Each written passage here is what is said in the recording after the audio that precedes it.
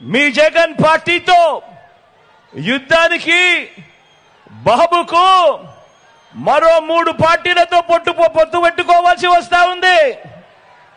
అనేక పార్టీలతో పరోక్షంగా కూడా పొత్తులు ఎత్తుక్కోవాల్సి వస్తా ఉంది. ఇన్నిన్ని కుట్రలకు దిగజారాల్సి వస్తా ఉంది.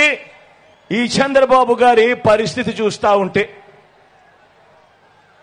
ఈ చంద్రబాబు తాను ఇలాంటి 4 మంచి పనులు చేశానని చెప్పలేని ఈ చంద్రబాబు రోజు నన్ను తిట్టడము, తిట్టించడము, వాళ్ళ ఛానళ్లు వాళ్ళ పత్రికల్లో అదో ఘనకార్యం అన్నట్టుగా చూపించడము, ఇది గొప్ప రాజకీయం అవుతుందా అన్నది ఆలోచన చేయమని కోరుతా ఉన్నా.